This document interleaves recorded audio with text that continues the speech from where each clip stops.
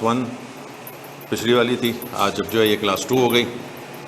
अच्छा, अब मामला ये है कि सेकंड क्लास में हमें क्या करना है। आइए शायान हैदर भाई,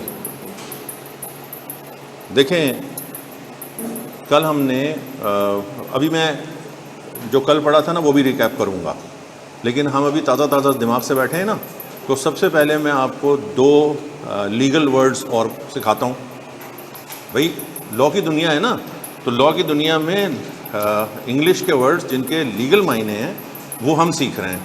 मसलन कल हमने नंबर बोलो एक कॉन्ट्रैक्ट, डेफिनेशन आ गई ना। हम तो समझ रहे थे कॉन्ट्रैक्ट होता है 2 पार्टीज के दरमियान, नहीं। लीगल क्या मायने हुए कॉन्ट्रैक्ट के? Agreement enforceable by law, very good. दूसरा था एग्रीमेंट, आम ज़बान इंग्लिश का लफ्ज़ है, लेकिन हमें पता चला इसकी डेफिनेशन है बाकायदा।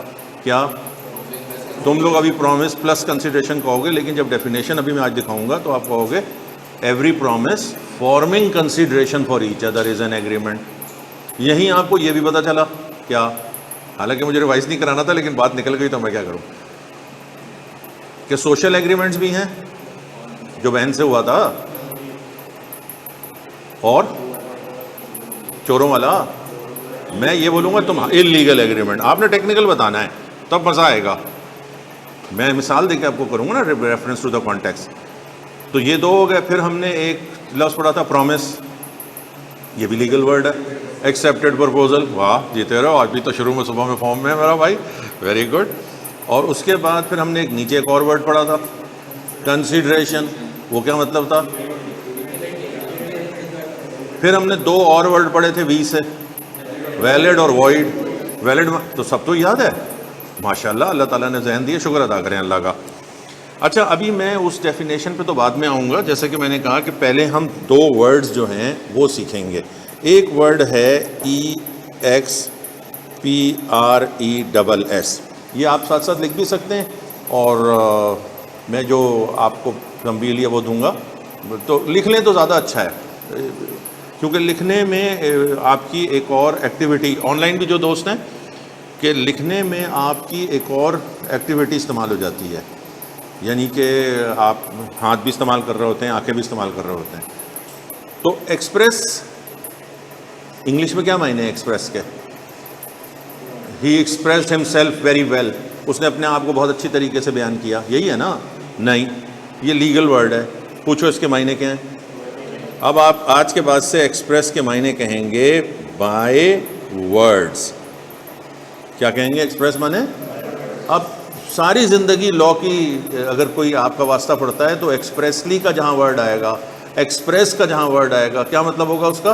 By words. आगे आप लिखेंगे स्पोकन, स्पोकन और रिटन।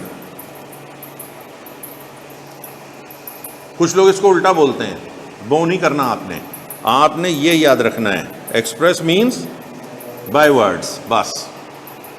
अच्छा, बाय वर्ड्स का क्या मतलब हुआ? देखिए, अब ये ऑफर भी हो सकती है और ये कॉन्ट्रैक्ट भी हो सकता है। एक्सप्रेस कॉन्ट्रैक्ट होगा ना, मैं आपको ये लैपटॉप बेचना चाहता हूँ, आप कहेंगे अच्छा जी मैं आपसे ख़रीदना चाहता हूँ, क्या यूज़ हो रहा है? वर्ड्स। यहीं पर ही मैं आपको ये बात बता देना चाहता हूँ फौरी तौर पे कि वो जो हमें एक गलत फहमी है, पूछो ना क्या, कि कॉन्ट्रैक्ट हमेशा राइटिंग में होता है, क्योंकि हमने तो यही सुना हुआ था ना, ज़मीन बेचने का, मकान बेचने का कॉन्ट्रैक्ट हमेशा राइटिंग में होगा, लेकिन बिजनेस में ओरल कॉन्ट्रैक्ट्स भी होते हैं। जो पेट्रोल डलाया, ओरल कॉन्ट्रैक्ट। सब्जी खरीदी, ओरल कॉन्ट्रैक्ट है। सब्जी आपकी अम्मी से लेके और पूरी सब्जी मंडी तक चले जाए ना, स्टॉक मार्केट पे शेयर्स खरीद रहे हैं, ओरल कॉन्ट्रैक्ट है। पूरा ऑयल कंटेनर से, ऑयल टर्मिनल से ऑयल आ रहा है पेट्रोल पंप पे, सब ओरल है। अब आपके जहन में फिर फौरन एक सवाल आएगा, ये बड़ा ज़बरदस्त है, ये अभी बता दूं ताकि हमेशा के लिए ये मामला ही ख़त्म हो जाए। आप कहेंगे सर अगर ओरल कॉन्ट्रैक्ट हो रहा है तो साबित कैसे होगा? आ सकता है ना जहन में आपके, जी वो तो बंदा कह के मुकर जाए। अब यहाँ मुझे एक बात बताने दें, यानी आपका इशू ये हो रहा है कि सर ओरल कॉन्ट्रैक्ट नहीं हो सकते, आप कह रहे हैं तो हम मान रहे हैं। नहीं, ऐसा नहीं है, ज़्यादातर तो ओरल ही कॉन्ट्रैक्ट हो रहे हैं। तो फिर सर साबित कैसे होते हैं? अगर आपका ये सवाल है तो इस पे मुझे थोड़ा आपको आगे बताना पड़ेगा। देखिए, ये बात अंडरस्टैंडिंग के लिए बता रहा हूँ, एज सच कोर्स में नहीं है, लेकिन आपको मज़ा आएगा। देखिए, एक है सब्सटैंटिव, TIV, सब्सटैंटिव सही हो गया ना? सब्सटैंटिव को आसान जबान में आप समझ लें सब्जेक्ट, यानी सब्सटैंटिव लॉ है एक। बोले ना, नहीं समझ आया? हाँ, नहीं समझ आया ना? अभी समझ में कैसे आएगा जब बताया ही नहीं है तो। दूसरा है PROCEDURAL, प्रोसीजरल लॉ, यानी लॉ दो किस्मों का है। एक है सब्सटैंटिव जैसे एज अ सब्जेक्ट लॉ, और एक है प्रोसीजरल लॉ। दोनों की किताबें अलग अलग हैं। मिसाल के तौर पर जो हम कॉन्ट्रैक्ट एक्ट पढ़ रहे हैं, ये इन दोनों में से कौन सा है? प्रोसीजरल थोड़ी है। प्रोसीजरल तो है लॉ ऑफ एविडेंस, प्रोसीजरल तो है कोड ऑफ सिविल प्रोसीजर, यानी अगर आप सिविल कोर्ट में जाएंगे तो किस तरीके से जाएंगे। देखो, मैं तुम लोगों को ज़रा मिसाल देकर आसान समझाता हूँ। भाई, तुम मेडिकल स्टूडेंट हो, अभी तुम्हें पढ़ाया जा रहा है कि ये हार्ट है, ये लंग्स हैं, तो ये जो पढ़ाया जा रहा है ये है सब्सटैंटिव। अब उसको बीमारी हो गई, आपने दवाई दी नहीं, आपने ऑपरेशन किया, ये है प्रोसीजरल। अब समझ गए फर्क? इसी तरह लॉ की दुनिया में भी दो हिस्से हैं। एक क्या है, हम लोग डील कर रहे हैं सब्सटैंटिव लॉ में, हम एज अ सब्जेक्ट पढ़ेंगे, हमारा प्रोसीजरल मामला नहीं है। सब्जेक्ट ये कह रहा है कि ओरल कॉन्ट्रैक्ट भी होते हैं। आपका क्वेश्चन ये है कि साबित कैसे होगा, वो प्रोसीजरल लॉ की चीज़ है। देखिए, मैं फिर समझाऊं, आप लोगों ने 302 सुना हुआ है, सेक्शन 302, 302 किस चीज़ का है? कत्ल की सज़ा, मर्डर, 302 सेक्शन 420 तो सुना होगा, 420 तो सुना हुआ है ना, 420 फ्रॉड वगैरह का, 144 आपने सुना हुआ है। ये इस तरह की चीज़ें हैं ना। देखें, एक ये है कि उसने कत्ल किया, तो ये मैं क्रिमिनल लॉ की मिसाल दे रहा हूँ, तो वो कोई लिख के तो नहीं जाएगा ना कि मैं कत्ल करने जा रहा हूँ, मुझे आके पकड़ लेना। तो लॉ ये सिखा रहा है कि जो अगर इंटेंशनली किसी को कत्ल करेगा, यानी मार देगा, कत्ल तो होता ही इंटेंशनली है, तो फिर उसको फांसी की सज़ा भी हो सकती है हमारे लॉ में, और उसको उम्र कैद की भी सज़ा हो सकती है। ये आपने जो पढ़ा, ये क्या है? बोलो, सब्सटैंटिव लॉ। अब वो पकड़ा गया, नहीं पकड़ा गया, साबित हुआ, नहीं साबित हुआ, ये कौन सा लॉ है? Procedural law. तमाम गाड़ियां लाल बत्ती पे रुकेंगी, लॉ है ना एक। ऐसे ही कॉन्ट्रैक्ट भी ओरल हो सकते हैं। अब वो नहीं रुका, पुलिस वाले को उसने कुछ दे दिला दिया, नहीं वो डॉज दे के निकल गया, ये सब प्रोसीजरल लॉ की चीज़ें हैं। अभी भी ना समझ में आई हो तो फिर मैं एक बहुत अजीब सी मिसाल देता हूँ, फिर उसको सुन के लोगों को समझ में आ जाता है। भाई, वो ये मिसाल है कि फ़र्ज़ कर लेंगे मेरी फ्रूट चाट की दुकान है और आप हमारे यहाँ आए। अच्छा, आपको छोड़े कोई आया और आप करूँगा तो फिर आप लोग हमको नाराज़ होंगे। अब मानूर कादिर और मोहम्मद शायान सिद्दीकी यहाँ से साथ हो जाओ, मैं अभी बताता हूँ कि मैं क्या पढ़ा रहा हूँ। तो आपने छोले वोले खाए हमारे यहाँ से? बोलो, खाए, खा लिए ना। उसके बाद आपने पानी लेके कुल्ली उल्ली भी कर ली ना, बिल्कुल साफ। अब आपने कहा कहाँ खाए, यानी अब आप साबित होने का पूछ रहे हैं ना। अब हमारे जैसा आदमी पकड़ा, उसने गर्दन को उंगली डाली हलक में, आपने निकाली उल्टी, देखो वो अमरूद जो तुमने बगैर, तौबा तौबा सर, आप बहुत। अब आज के बाद से कोई मुझसे प्रोसीजरल लॉ नहीं पूछेगा, समझ गए ना। हम लोग यहाँ पर बिजनेस लॉ में क्या पढ़ रहे हैं? बोलो, सब्जेक्ट। और सब्जेक्ट क्या कह रहा है कि एक्सप्रेस माने, बोलो, बाय वर्ड्स। बोलो ना, एक्सप्रेस माने बाय वर्ड्स। तुम लोग भी तो लिख दो, BW लिख दो खाली, बाय वर्ड्स, स्पोकन और रिटन। तो अब आपने कंफर्म कर लिया कि हाँ जी, ओरल कॉन्ट्रैक्ट भी होते हैं और राइटिंग में भी होते हैं। हम मना नहीं कर रहे कि राइटिंग में नहीं होते, लेकिन अगर सारे कॉन्ट्रैक्ट राइटिंग में होना शुरू हो जाते तो फिर क्या होता? फिर अम्मा एक कॉन्ट्रैक्ट करती रोज़ कि मैंने सब्ज़ी की तो मिसाल देनी नहीं है ना, बच्चों ने मना किया कि सब्ज़ी खत्म, दाल सब्ज़ी। हालांकि ये बात बता दूं, टिप है, चार्टर्ड अकाउंटेंट जिसने बनना है वो सब्ज़ी और दाल से अपनी मोहब्बत और रग़बत शुरू कर दे, क्योंकि इसको खाने के बाद ज़रा नींद वगैरह नहीं आती। सर आप जो है ना ये अजीब अजीब, देखो इससे एक और फ़ायदा भी है, निस्बतन सस्ती चीज़ें हैं। तुम्हारे माँ बाप, तुम लोग को एक होता है, मुझे पता है इस उम्र में, तो मैंने एक वीडियो भी बनाई थी तुम लोगों को एक प्रेशर होता है कि यार हम कमा नहीं रहे हैं, हमारे अब्बा लगा रहे हैं। भाई तो तुम बचा लो ना थोड़े पैसे, तो थोड़ा सब्जी खा लोगे तो अम्मा खुश हो जाएगी कि ये क्या हो गया मेरे बेटे को। चलो, तो ये बीच में एक टिप हो गई। अब एक्सप्रेस का वर्ड याद हो गया। इसके अपोजिट एक वर्ड है, वो है इम्प्लाइड। सारी जिंदगी के लिए दे रहा हूं 2 लफ्ज, पूछिए। इसका उलट है अदर देन। 2 वर्ड सिखा रहा हूं बच्चों, ऑनलाइन वालों। OTHER, other than words, that is by conduct. और तुम्हारे स्टडी टेक्स्ट के अगर मैं अल्फाज दूं तो उसके अल्फाज हैं और inferred, FERRED, inferred from the circumstances. ये जरा तवज्जो से समझिएगा।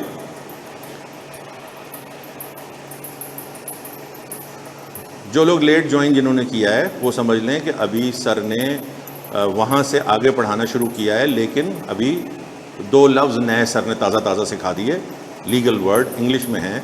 एक वर्ड क्या सामने आया? एक्सप्रेस। बोले मेरे साथ, तुम लोग भी बोलो और टाइप किया करो, शाबाश। एक्सप्रेस। दूसरा क्या आया? इम्प्लाइड। सारी ज़िंदगी के लिए अब अगर आपके सामने एक्सप्रेस का वर्ड आएगा तो आप क्या कहेंगे? By words. पहले बाय वर्ड्स। कैसे बाय वर्ड्स? स्पोकन और रिटन। ये ऑफर भी हो सकती है और ये कॉन्ट्रैक्ट भी हो सकता है। जहां भी लॉ में लफ्ज़ कोई बात आएगी तो आप इसको एक्सप्रेस और इम्प्लाइड यूज। अच्छा, इम्प्लाइड क्या है? Other than words. समझाने के लिए बता रहा हूं। आप स्कूल में क्या करते थे? मिस में आई गो टू बाथरूम, फिर मिस कहती थी यस, तो ये क्या है? बोलो एक्सप्रेस। अब आप हो गए बड़ी क्लास में, आप क्लास में से उठे, मैंने कुछ भी नहीं कहा, आप चले गए, जहाँ मर्जी गया हूँ मुझे क्या पता। फिर आप वापस आए, आके बैठ गए, मैंने कुछ भी नहीं कहा। इसका मतलब है कि मेरी परमिशन कैसी है? लफ्ज़ देख के बताएं। That is by conduct. अब समझ गए? इसी तरीके से अब इसको कॉन्ट्रैक्ट के कॉन्टेक्स्ट में समझ लें। ये तो मैंने मिसाल देके इम्प्लाइड को समझाया ना, अब कॉन्ट्रैक्ट के कॉन्टेक्स्ट में समझ लें कि बगैर बोले कॉन्ट्रैक्ट कैसे हो जाएंगे। बगैर बोले ऐसे कॉन्ट्रैक्ट हो जाएंगे कि आप एक जनरल स्टोर में, किसी भी सुपर स्टोर में दाखिल हुए, आप दरवाजे पे खड़े हो गए, क्यों? ऊपर से हवा आ रही थी ठंडी ठंडी, सारे लोग बेहोश हो गए, क्यों? बदबू इतनी हो गई, 6 महीने से बच्चा ना आया नहीं। अच्छा, अब हुआ क्या कि नहीं आप गए, कहाँ गए? आपको बहुत प्यास लगी हुई है, कहाँ जाओगे? सुपर स्टोर में जहाँ लड़कियों के कपड़े मिल रहे होंगे।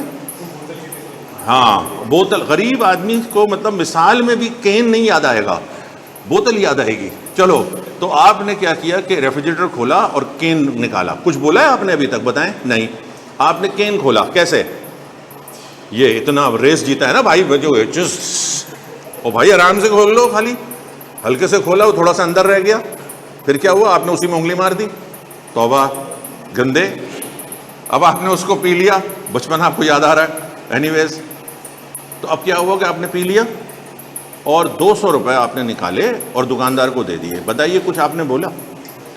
यानी ऐसे सर्कमस्टेंसेस जिनसे, देखिए खाला के घर में जाएंगे ना आप और उनके रेफ्रिजरेटर से निकाल के अगर आप कुछ पिएंगे तो खाला को पैसे नहीं देंगे। वहाँ ये सर्कमस्टेंसेस नहीं है।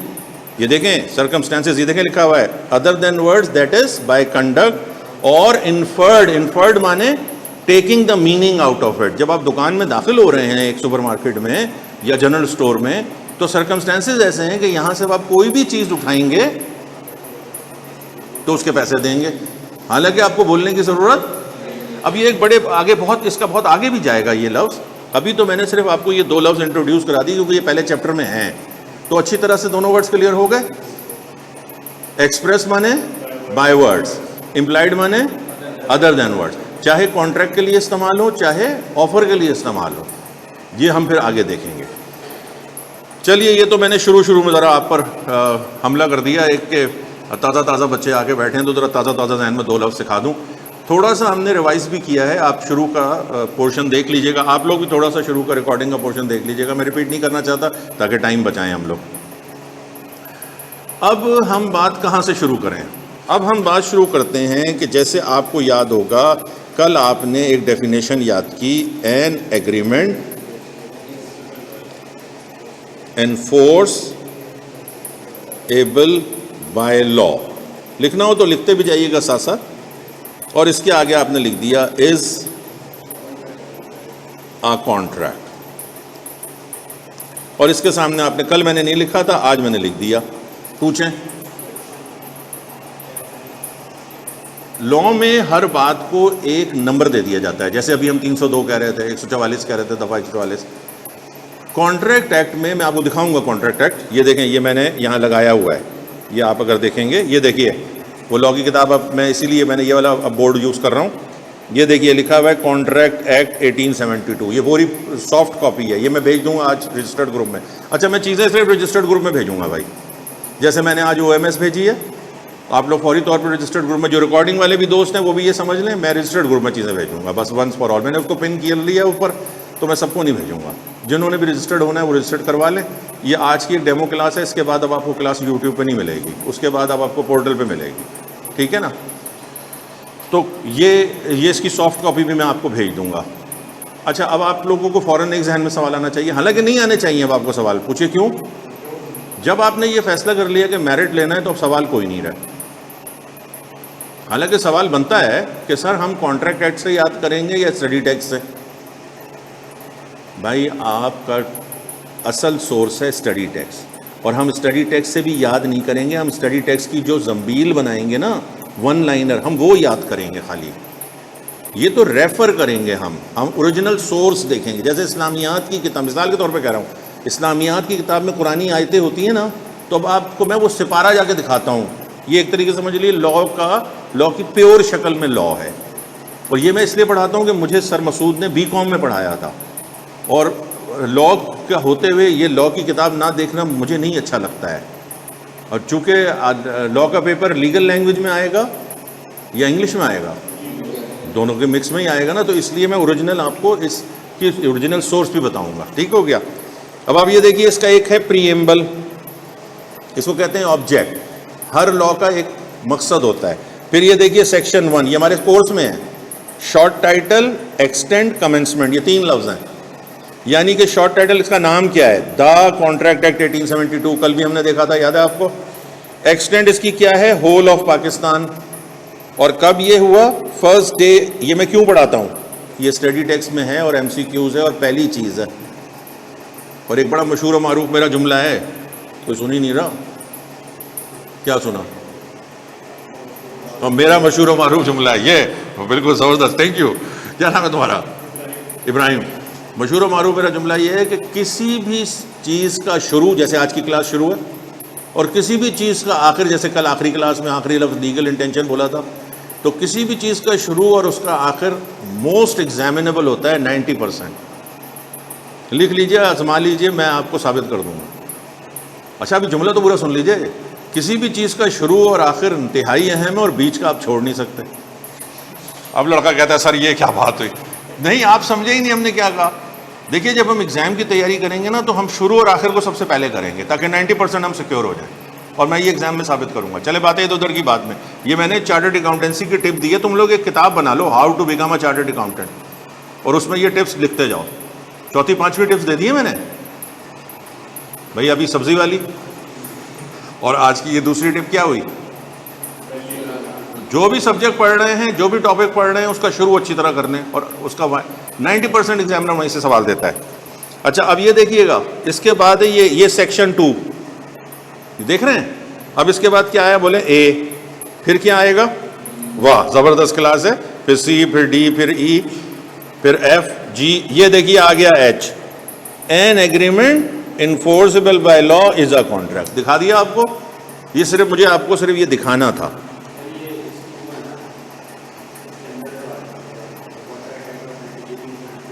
ये पूरी एक किताब है, इसी से ही स्टडी टेक्स्ट ने लिया होगा। स्टडी टेक्स्ट दिखाऊंगा ना अभी आज जाते जाते इंशाल्लाह, तो आपको दोनों चीज़ें मैच कर जाएंगी। क्लियर हो गई बात। अच्छा, कल हमने जब ये बात की थी तो हमने आपसे पूछा कि इस डेफिनेशन के कितने पार्ट हैं, जल्दी से बताओ। 2 पार्ट हैं, एन एग्रीमेंट, दूसरा। अब मैं एग्रीमेंट वगैरह का नहीं पूछ रहा क्योंकि ये पिछली क्लास में हम बता चुके हैं। इन्फोर्सेबल बाय लॉ में तुमने कल एक चीज़ तय की थी कि क्या होगा, तो इन्फोर्सेबिलिटी बाय लॉ आएगी, lawful object. Very good, law. अब मैं पहुंच गया हूं, लॉफुल जाते जाते मैंने कहा था कि सिर्फ लॉफुल ऑब्जेक्ट ही नहीं चाहिए, लास्ट क्लास पे पहुंच गया हूं मैं, तकरीबन मुझे 20 मिनट लग गए, लीगल इंटेंशन भी चाहिए। क्या चाहिए? जिसको समझ में नहीं आए वो पूछ ले फौरन। भाई लीगल इंटेंशन का मतलब, एक तो लीगल का मतलब क्या, लॉफुल, इंटेंशन का मतलब इरादा, नियत, इंटेंशन, लीगल इंटेंशन यानी इन्फोर्सेबिलिटी बाय लॉ के लिए दूसरा पॉइंट क्या है? भाई पूरा जुमला बोलो ना, लॉ, इसको छोड़ो लॉफुल ऑब्जेक्ट को, आप बोलो लीगल इंटेंशन होनी चाहिए, बोलो ना। तुम लोग सुन रहे हो ना? किसकी?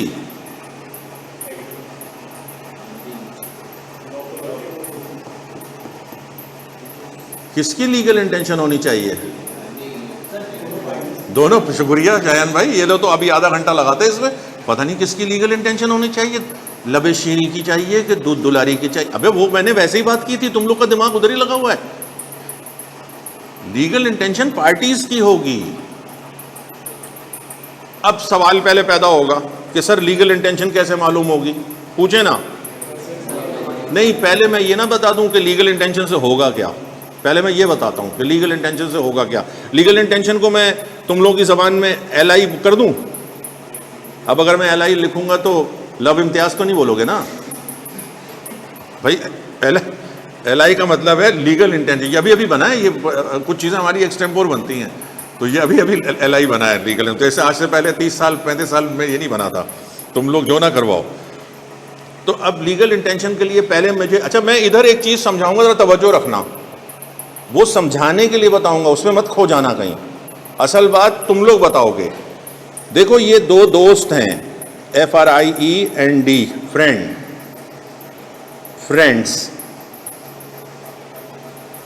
फ्रेंड्स की इंटेंशन कैसी होगी? बोलो FRIENDLY, फ्रेंडली इंटेंशन होगी।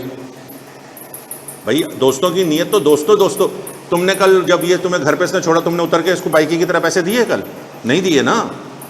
अच्छा इसने छोड़ा ही नहीं, अबे बड़ी बात है, अपनी अपनी बाइक पे नहीं। वो मुझे कल लगा था ऐसा मिसाल, मैं अब चलो इसको मिसाल बना लो कि अगर कोई दोस्त किसी दोस्त को छोड़ रहा है अपने घर पे, तो वो क्या पैसे देगा? उनकी फ्रेंडली इंटेंशन है भाई, मुफ्त में छोड़ा है, दोस्ती दोस्ती। इसका मतलब है फ्रेंडली इंटेंशन से फ्रेंडली रिलेशंस बनते हैं, फ्रेंडली इंटेंशन से। अच्छा फ्रेंडली रिलेशन से फ्रेंडली ऑब्लिगेशंस आती हैं। कल ऑब्लिगेशन का वर्ड पढ़ा है हम लोगों ने, रिस्पॉन्सिबिलिटी। मिसाल के तौर पे क्या नाम बताया तुमने? जहांजेब। जहांजेब ने तलहा को ये कहा कि भाई मुझे कल किताब ला देना। इसने कहा मैं ला दूंगा। अब इसकी ऑब्लिगेशन है ना कि लाए। कैसी ऑब्लिगेशन है? फ्रेंडली ऑब्लिगेशन है। ये नहीं लाया, नॉट फुलफिल्ड, तो अब ये तो नहीं होगा कि तुम इसको कोर्ट में ले जाओगे, तो इसके फ्रेंडली कॉन्सिक्वेंसेस होंगे। समझ आई बात? फ्रेंडली कॉन्सिक्वेंसेस क्या हो सकते हैं? मैं तुमसे बात नहीं करता, देखना बेटा तुम भी मेरे से कोई काम करवा के देखो, ऐसे तरह रूठना और मनाना हो जाएगा ना, थोड़ी लड़ाई वड़ाई हो जाएगी हल्की फुल्की, ये फ्रेंडली कॉन्सिक्वेंसेस हैं।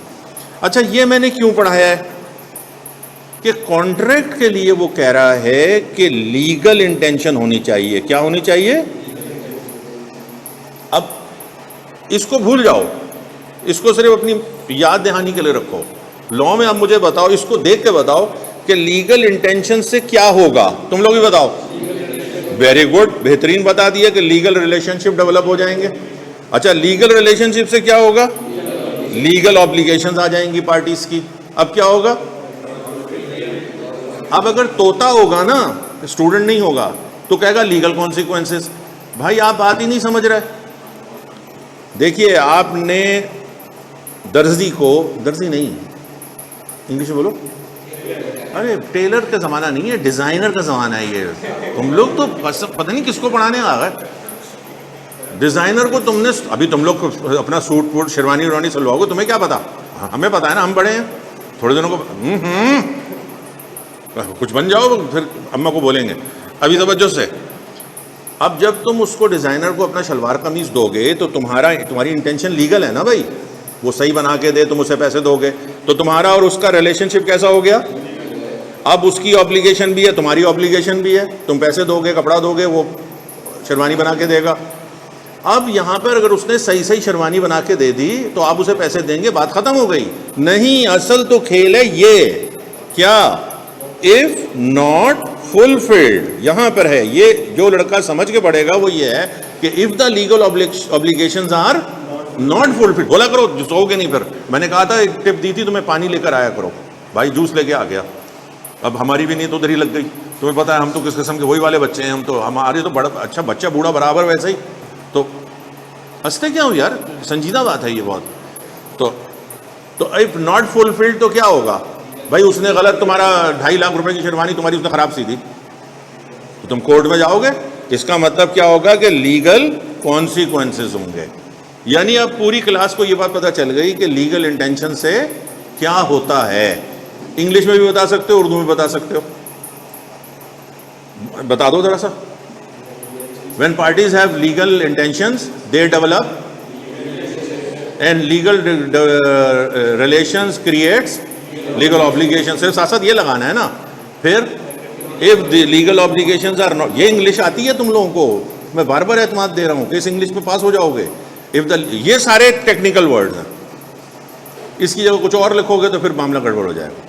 Then the parties have to face legal consequences। और पार्टी में sue each other, sue का लफ्ज़ सुना हुआ है ना, SUE, 2 दफा एक साथ मत बोलना।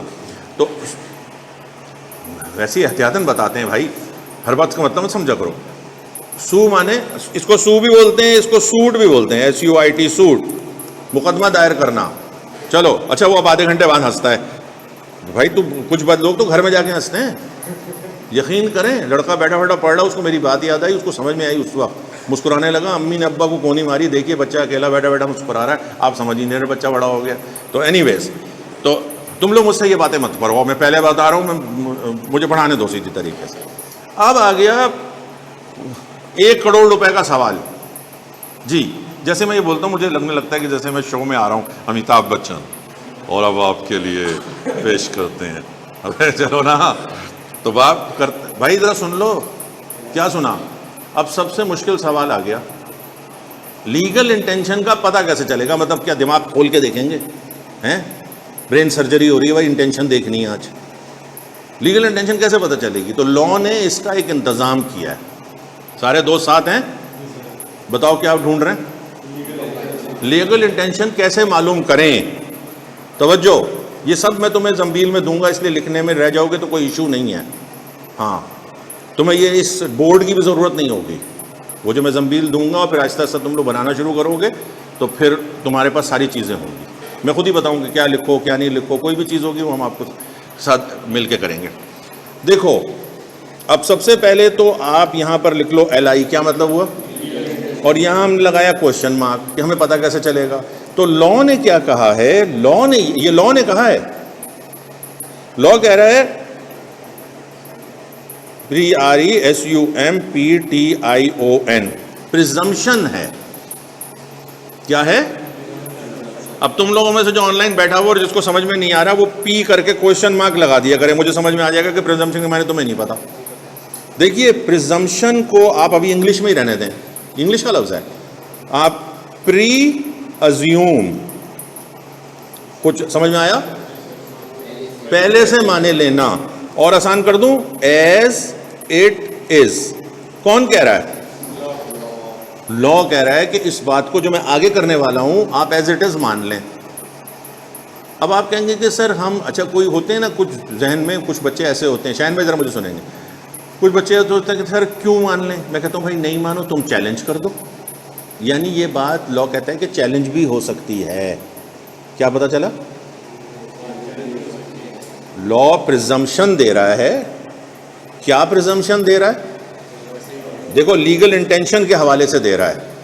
लॉ ये कह रहा है कि एज इट इज मान लो, और अगर नहीं मान रहे हो तो तुम इसे चैलेंज भी कर सकते हो। अब क्या प्रिजम्पशन है? देखिए, अब तक कल की क्लास से देखकर अब तक आपको ये बात मालूम हो गई कि कुछ हमारे सोशल रिलेशंस हैं। अम्मी अब्बा, बाप बेटा, माँ बेटी, भाई बहन, दोस्त दोस्त, कैसे हैं? Social relations. और कुछ हमारे बिजनेस रिलेशंस हैं।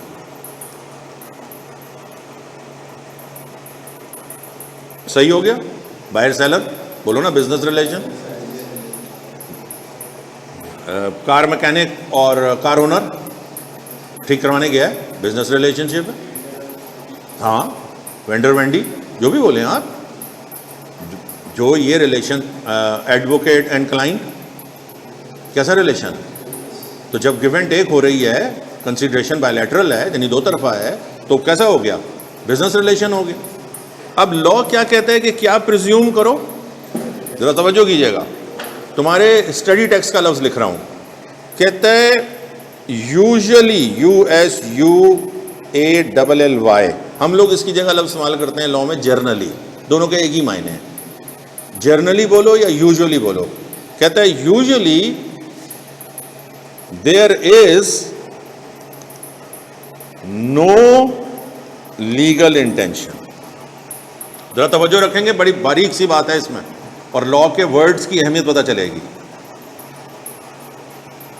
सोशल रिलेशन, मेरे सवाल का जवाब देंगे तो फिर बात बनेगी। तुम लोग यस या नो करोगे। प्रिजम्पशन मैंने बता दिया, presume as it is को बोलते हैं, इनको चैलेंज भी कर सकते हैं। ये क्या नाम था भाई का? बिलाल। बिलाल पूरा नाम? मोहम्मद बिलाल। मोहम्मद बिलाल, सोशल रिलेशनशिप में लीगल इंटेंशन होती है या नहीं होती है?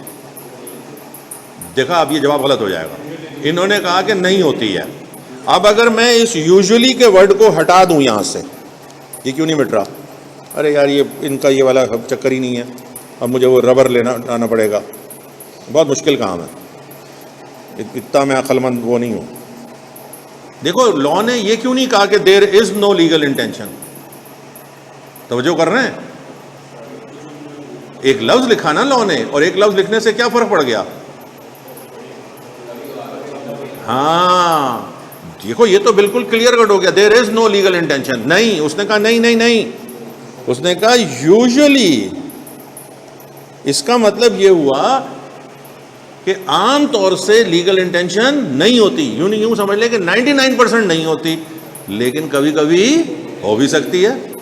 भाई दोस्त को मोबाइल बेच रहा,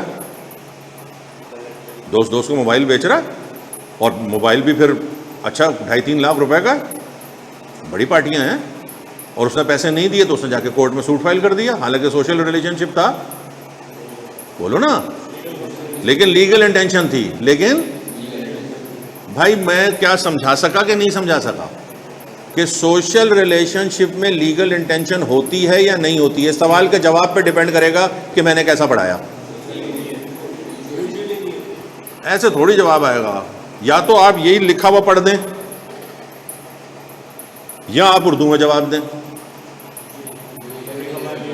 बोले होती भी है और नहीं भी होती, तो फिर मैं कहूंगा कैसी होती है, तो आप कहेंगे आमतौर से नहीं होती। इसका मतलब जब आमतौर लगा रहे हैं आप, तो इसका मतलब है कि खास तौर भी होगा ना भैया, वरना तो अभी तो मैंने बताया कि अगर मैं यूजुअली का वर्ड हटा दूं तो जमीन आसमान का फर्क आ जाएगा। सारे दोस्तों को बात समझ में आ गई? अब जरा वापस आओ, कर क्या रहे हैं हम लोग? लीगल इंटेंशन क्यों चाहिए? हाँ, यही तो लॉ है। यहां आइए, लीगल इंटेंशन क्यों चाहिए? हाँ, इन्फोर्सेबिलिटी बाय लॉ के लिए लीगल इंटेंशन होनी चाहिए।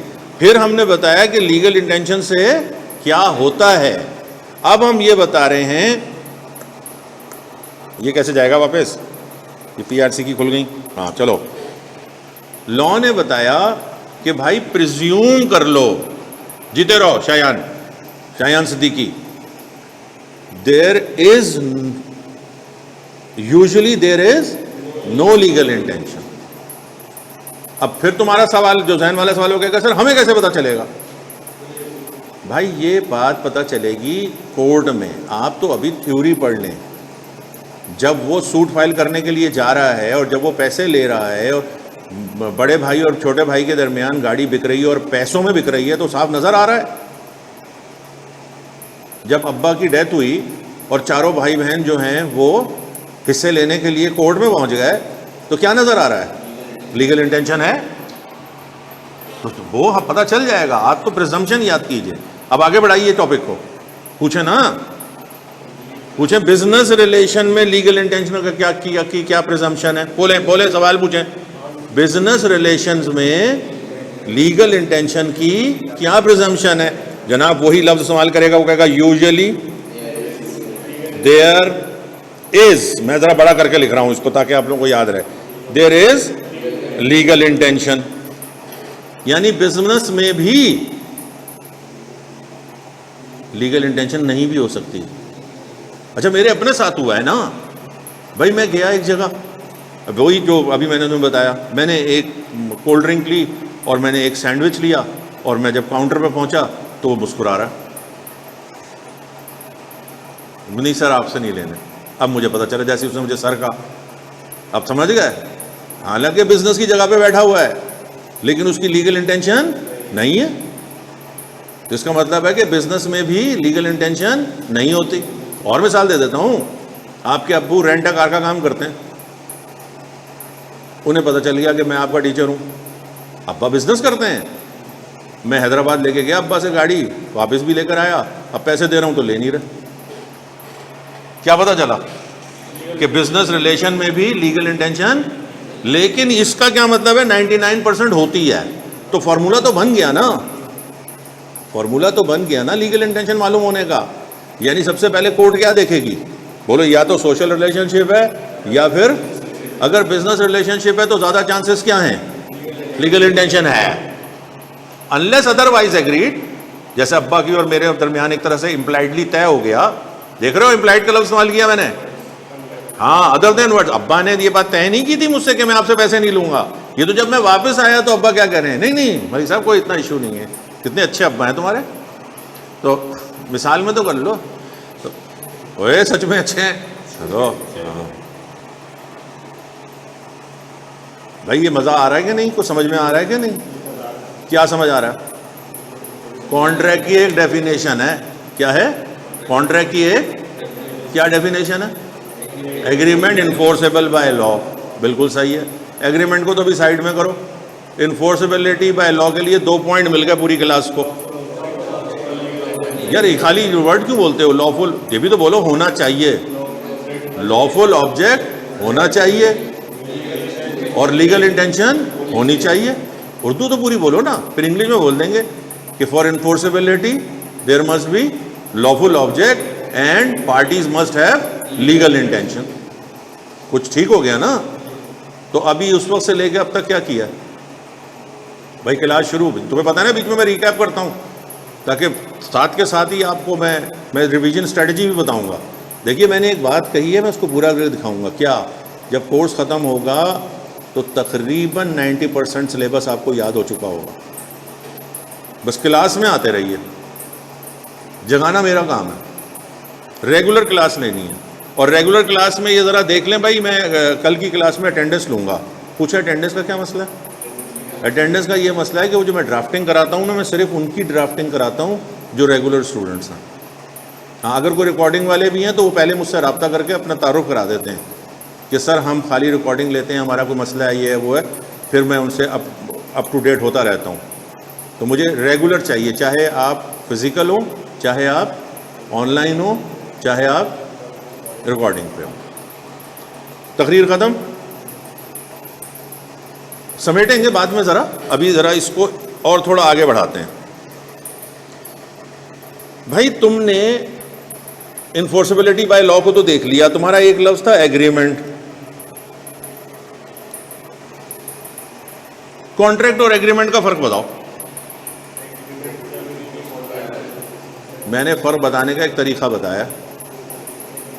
हाँ वेरी गुड, जीता रहे, लेकिन उल्टा बोल रहा।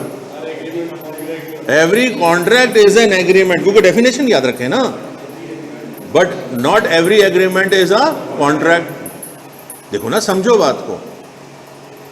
अच्छा, साइज में बड़ी कौन सी चीज है, एग्रीमेंट या कॉन्ट्रैक्ट? ये देखा ना, आप लड़ाई शुरू हो गई भाई। इंपॉर्टेंस कॉन्ट्रैक्ट की है। मैंने कहा साइज में ज्यादा कौन है? इधर डालो सोशल एग्रीमेंट, इधर डालो इलीगल एग्रीमेंट, इधर डालो लीगल एग्रीमेंट। तो बताओ एग्रीमेंट ज्यादा हुए कि कॉन्ट्रैक्ट ज्यादा हुआ? एग्रीमेंट में से कॉन्ट्रैक्ट निकलेगा। वो कहेगा ऑल कॉन्ट्रैक्ट्स आर एग्रीमेंट। जैसे ही वो ये कहेगा मैं पूछूंगा क्यों, तो तुमने पलट का जवाब देना, डेफिनेशन बोलनी है तुमने। क्या? Agreement enforceable by law is a contract sir.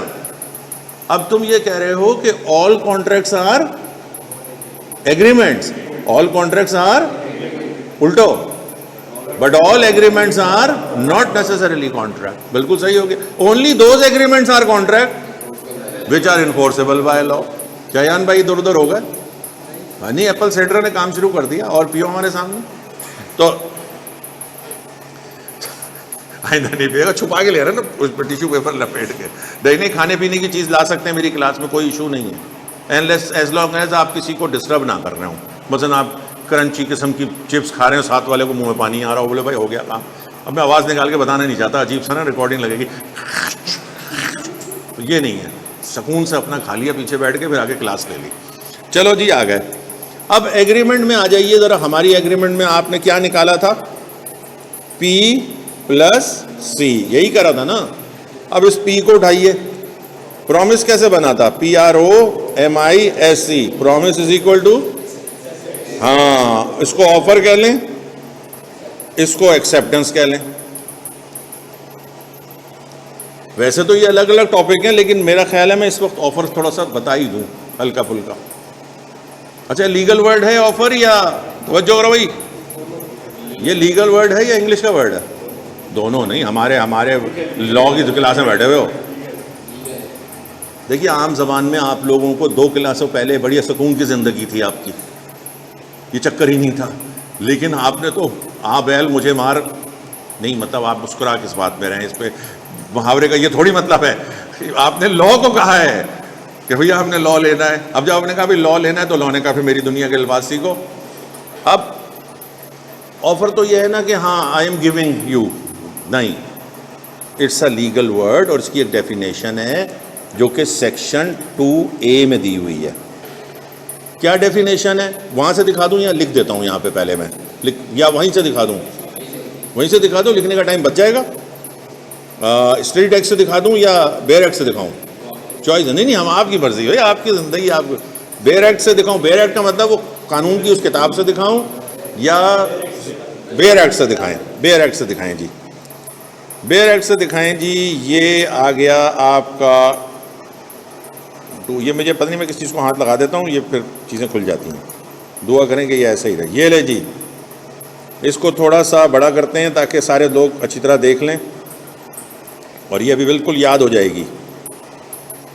ठीक हो गया, इतना काफ़ी है, बिल्कुल साफ नज़र आ रहा है। चले, आप लोगों को 30 सेकंड देता हूँ, इसको यहाँ से लेके और यहाँ तक पढ़ें, यहाँ तक पढ़ें और देखें law is nothing but understanding. English में लिखा हुआ है सब कुछ, पढ़ो भाई तुम लोग भी ऑनलाइन।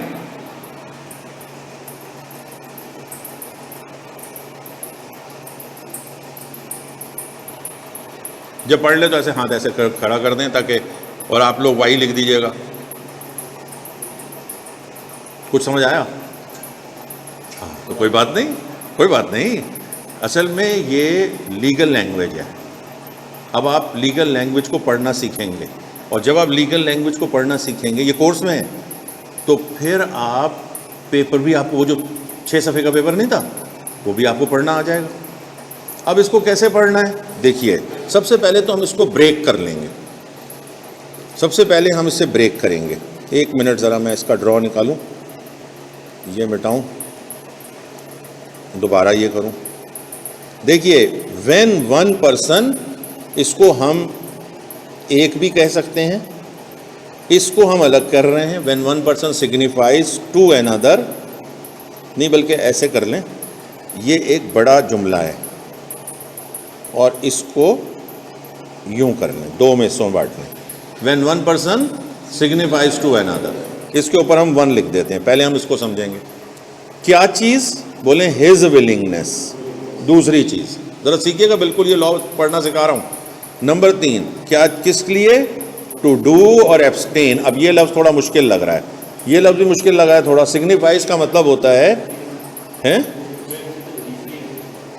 हाँ, एब्सटेन तुमने बहुत अच्छी, तुम्हारी अंग्रेजी अच्छी है, लेकिन और आसान लफ्जों में बताओ। रीफ्रेन, आसान अंग्रेजी में not to do, not to do. और सिग्निफाइज का मतलब है गिव्स या shows. Abstain from doing anything, यहां तक तोड़ लिया, इसको क्या कर दिया 3 नंबर। With a view to obtaining माने हासिल करना, कितने मार्क्स हासिल किए तुमने, ऑब्टेन किए। एसेंट, एसेंट का लफ्ज निकला है कंसेंट से, जिसके मायने हैं विलिंगनेस, मर्जी, यही ऊपर वाली विलिंगनेस, इसको यहां पे वो एसेंट कह रहा है। ऑफ दैट अदर, यहां पे ब्रैकेट बंद हो गई, कितने हो गए 4 पॉइंट हो गए ना। टू सच एक्ट और एब्सटीनेंस, ये हो गया 5, और फिर हो जाएगी प्रपोजल। यानी कि 5 बातें अगर हम समझ लें, समझने में मुश्किल है लेकिन एक दफा समझ लेंगे, क्योंकि सर ने कहा है हमारे law is nothing but understanding, एक दफा अंडरस्टैंड कर लेंगे तो फिर हम इसे याद करने में भी हमारे लिए कोई मुश्किल नहीं होगी। देखिए, जो प्रॉमिस करता है उसको प्रॉमिसर कहते हैं। अभी आगे हम फिर जब 10 क्लासेस के बाद पढ़ाएंगे तो कुछ और भी बताएंगे। अभी फिलहाल इंग्लिश में क्या हुआ, the one who makes a promise is called promiser, and with whom the promise is made is called promisee. अभी शुरू में ऑफरर को प्रॉमिसर भी कह सकते हैं और ऑफरी को प्रॉमिसी भी कह सकते हैं। ऑफरर कौन हुआ, जो ऑफर देता है। उर्दू क्यों बोल रहे हो, इंग्लिश बोल लो। द वन देता है कि क्या इंग्लिश होती है, the one who gives an offer. इसलिए कर रहा हूं ताकि तुम लोगों को ये कॉन्फिडेंस हो कि हम ये बोल सकते हैं, तो हम ये लिख भी सकते हैं। The offerer is the one who gives the offer, and who is the offeree, to whom the offer is made, for whom the offer is made, जिसको ऑफर दी जाए।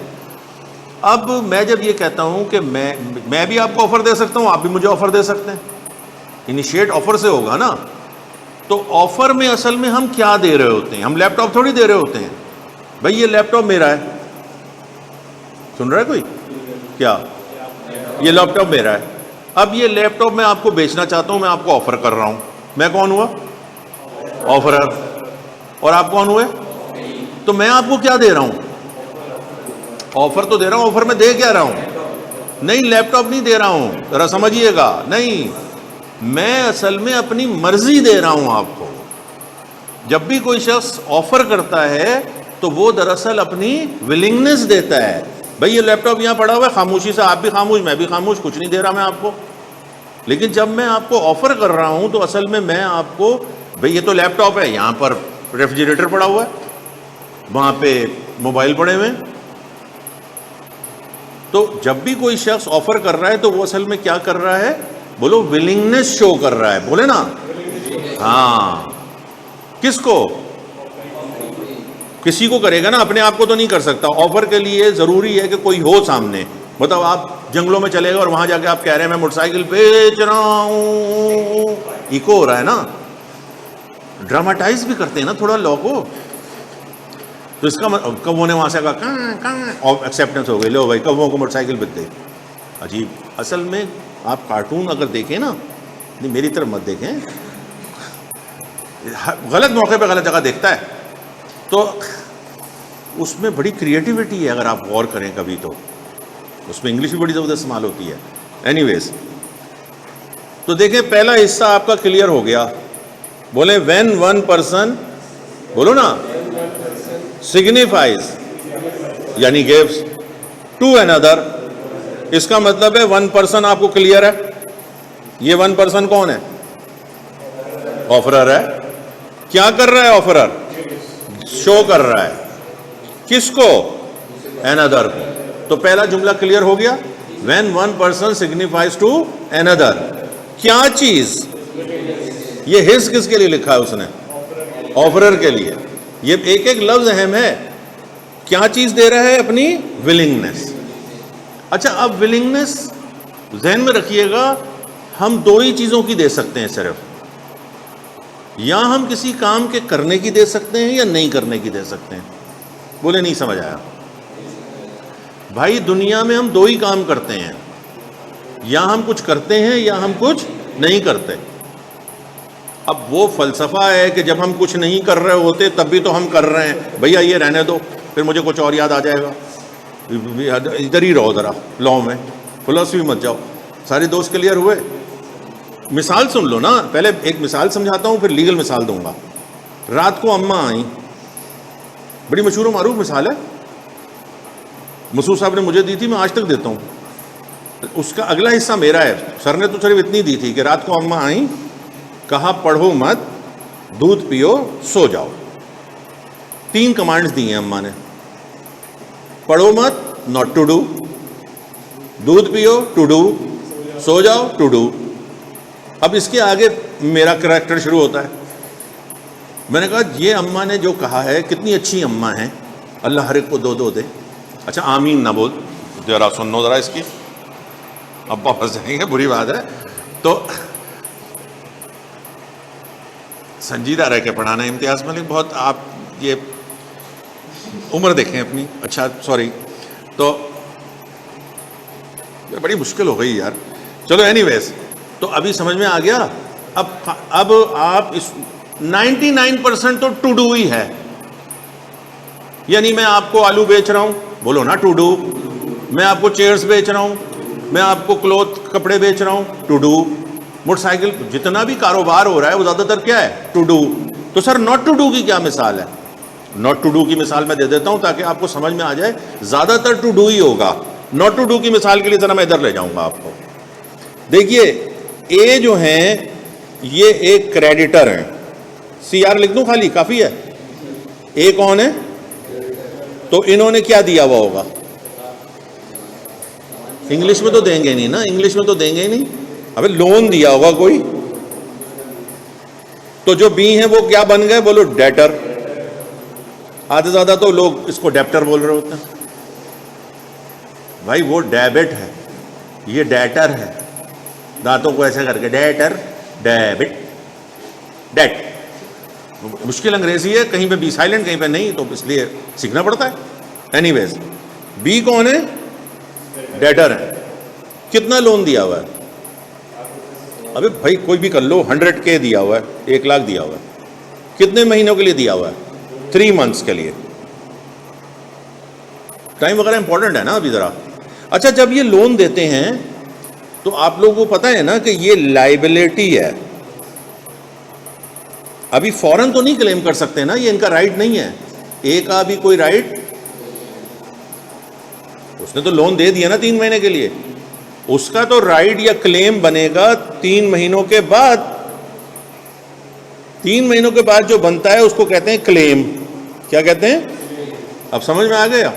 अब क्लेम के बाद फिर वो नोटिस देगा, नोटिस के बाद अगर नहीं मिलेगा तो फिर जाके मुकदमा दायर करेगा ना। अभी नहीं, छोड़ो, अभी यहीं पर ही रहो। अभी 1 वीक बाकी है। किस में 1 वीक बाकी है? कुछ सुन ही नहीं रहा यार। ये देखो अपना बदल रहा है, वो तो अपना ही पढ़ रहा है। 1 वीक किस में बाकी है? टाइम पीरियड कंप्लीट होने में, समझ गया ना। यानी लायबिलिटी है, अभी क्लेम नहीं बना। बी ने कहा, किसको? या बी कह रहा है, ये देखिए एरो जा रहा है। बी ने कहा कि तुम मुझे 2 महीने और क्लेम नहीं करो, 2 मंथ्स क्लेम नहीं करो। क्या करने के लिए कह रहा है? Not to do. 2 महीने तुम और क्लेम नहीं करो, मैं तुम्हें 2% एडमिनिस्ट्रेटिव चार्जेस दूंगा। ऑफर हो गई भाई, उसने ऑफर की, अभी क्लेम नहीं बना था उसने, जब पहले ही जाके उसको पता था एक मैं नहीं दे पाऊंगा, 2 महीने का टाइम ले रहा है आगे। तो असल में बी ए को क्या ऑफर कर रहा है बताओ ना? बी विलिंगनेस तो दे रहा है, लेकिन वो किस चीज की विलिंग दे रहा है? 2% देने की। किसके बदले में? कि वो 2 महीने अभी क्लेम नहीं करे। तो असल में बी ने ए को किस चीज की ऑफर की? बोलो नहीं करने की। तो अब आपको अच्छी तरह क्लियर हो गया ना कि ऑफर या तो टू डू होगी या एब्सटेन फ्रॉम डूइंग। तो अब छोड़ो, अब वापस आ जाओ। पॉइंट नंबर 1 को दोबारा बोलो। When 1 person signifies to another. ये तो पहला जुमला याद हो गया। क्या चीज? His willingness. दूसरा जुमला भी याद हो गया, हिज विलिंगनेस अबाउट व्हाट, पूरा जुमला बोलो, टू डू और to abstain from doing anything. अब यहां तक 3 पॉइंट पर ऑफर नहीं हुई है, अभी ऑफर नहीं हुई है, 5 पॉइंट बनेंगे तब ऑफर होगी। तो चौथा पॉइंट जो है वो सबसे अहम है, चौथा पॉइंट जो है वो सबसे अहम है। कोई सुन ही नहीं रहा, क्या सुना? तो पूछो ना क्या अहम है, सस्पेंस लाओ ना, मैं सस्पेंस क्रिएट कर रहा हूं तो हाँ पढ़ाओ पढ़ाओ, बहुत अच्छा पढ़ा रहे, सब समझ में आ रहा। अब भाई तो तुम देख ही नहीं रहे कि सस्पेंस क्रिएट कर रहे हैं। चौथा पॉइंट बहुत अहम है, अभी बंदे के अंदर एकदम से हो जाए क्या अहम है, इसके अंदर इम्तिहान में आएगा फौरन। भाई सब अहम यह है कि जो ऑफर अपनी दे रहा हो, यानी जो विलिंगनेस दे रहा हो, वो इस व्यू से दे रहा हो, with a view to obtaining the assent of that other. अब तुमको सर इसमें क्या अहम बात है? मेरा ये जो लैपटॉप है ये तकरीबन 1,20,000 का है, लाख तक में तो निकल ही जाएगा। अब बताओ ये ऑफर है? तुम्हारे सामने बोल रहा हूं, हालांकि एक पार्टी भी है दूसरी पार्टी भी है। हाँ डिजायर मत बोलो, बोलो ये नहीं बोलो, ये with a view to obtaining the assent of that other, with a view to. भाई क्या तुम लैपटॉप खरीदने में इंटरेस्टेड हो?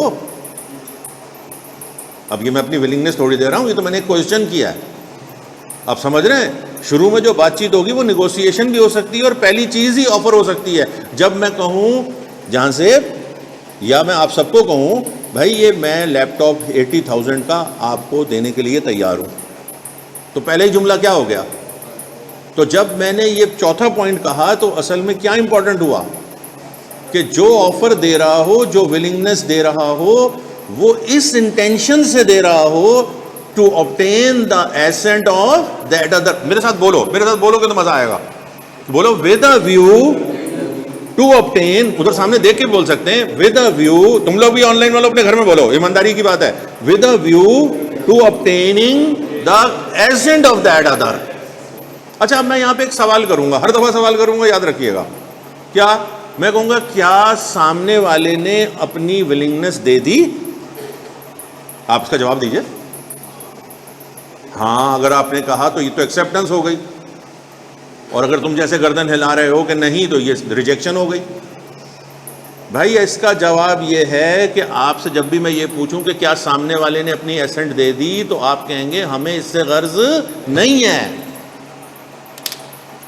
बिलाल भाई को नहीं पकड़ पाए। बिलाल भाई जब मैं अपनी विलिंगनेस आपको दे रहा हूं इस लैपटॉप को बेचने के लिए, इस ख्याल से कि आपकी विलिंगनेस हासिल करूं, यहां तक बात हो गई। अब मैं इसके आगे डेफिनेशन से हटकर एक सवाल कर रहा हूं। वो सवाल ये है कि क्या आपने एसेंट दे दी? तो आप कहिए हमें अभी इससे गर्ज नहीं है। क्यों? क्योंकि अगर आप दे देंगे यानी अपनी एसेंट दे देंगे तो एक्सेप्टेंस हो जाएगी, अगर आप मना कर देंगे रिजेक्शन हो जाएगी। ना हम एक्सेप्टेंस पढ़ रहे हैं, बोलो ना हम रिजेक्शन पढ़ रहे हैं, हम तो ऑफर पढ़ रहे हैं अभी। वेरी गुड शायान भाई, पकड़ी बात। जाजिब भाई बात क्लियर हुई? इब्राहिम बात हुई क्लियर? तुम कौन हो? हारिस। शायान भाई बात क्लियर हुई? यानी जब भी मैं ये पूछूंगा कि सामने वाले ने अपनी एसेंट दे दी तो आप क्या बोलेंगे? भाई we are not concern with it right now. हम तो कह रहे हैं कि 4 कंपोनेंट ऑफर के हमने पूरे कर लिए। मैं उर्दू बोलूंगा, तुम लोग इंग्लिश बोलोगे। जब एक शख्स किसी दूसरे शख्स को देता है, अभी सिग्निफाइज कहां से आ गया? अब आया है। When one person signifies to another, क्या चीज? His willingness. क्या ऑफर हुई है यार, अल्लाह माफ करे, हम तो सर सारी जिंदगी ऑफर ही करते रहे, हमें तो नहीं पता था कि इतनी ऑफर मुश्किल चीज है। अभी तो इब्तदाए इश्क है, रोता है क्या? ये तो लॉ में आप दाखिल हुए हैं, अभी कोई मसला नहीं है, लेकिन समझ में आ रहा है। मजेदार बात है कि ऑफर क्या है? व्हेन वन पर्सन, बस खत्म हो रही है, signifies to another his willingness to do or to abstain from doing anything। अब सबसे इंपॉर्टेंट बात आ गई, क्यों विलिंगनेस दे रहा है? with a view to obtaining the assent of that other। that other से वो क्या चाहता है? that other से वो 5वीं बात चाहता है, क्या? to such act। अब जरा सब्र कीजिएगा, ये सच का लफ्ज क्यों लिखा है उसने? कह रहा है वो जो मैंने तुम्हें लैपटॉप बेचने की बात की है, वो जो मैंने तुम्हें रुकने की बात की है 2 महीने, फॉर सच एक्ट और एब्सटिनेंस, एब्सटिनेंस जमा हो गई, एब्सटेन की जमा हो गई ना, कि क्या वो तैयार है फॉर टू सच एक्ट और एब्सटिनेंस। देख रहे हो सच का मतलब समझ रहे हो ना, कि वो जो मैंने तुम्हें ऑफर की थी वो तुम उसके लिए तैयार हो, तो बस हो गई। फिर क्या हो गई, फिर प्रपोजल हो गई। अब यहां पर पहला सवाल ये हो जाएगा, सर ये क्या वर्ड बाय वर्ड याद करनी होगी? क्यों नहीं करनी होगी? अगर वो डिफाइन ऑफर कह दे, अब दूसरा सवाल आएगा, सर तो ये पूरा लॉ रटना पड़ेगा। एक तो रटने पे मैं बहुत नाराज होता हूँ, इसलिए क्योंकि रटना नहीं है, ये समझ के कर रहे हैं। अब आप अगर आपने इसको समझा नहीं होता तो फिर आप इसको रट रहे होते। तो अब मैं आपकी घबराहट कर दूं दूर। टोटल पूरे लॉ में मुश्किल से 10 डेफिनेशंस होंगी। इसका मतलब है कि 10 डेफिनेशंस जो मैं आपको जिस तरह पढ़ाऊंगा आपको याद हो जाएंगी। 10 बोल रहा हूँ, कम ही होंगी। बाकी पूरा जो लॉ है उसमें मेन पॉइंट्स याद करने होंगे खाली, वो आप परेशान मत हो, वर्ड बाय वर्ड याद, और आपको खुद ही याद होना शुरू हो जाएगा। जैसे कि अब आपको याद हो चुका है बगैर देखे, जब एक शख्स देता है किसी दूसरे शख्स को,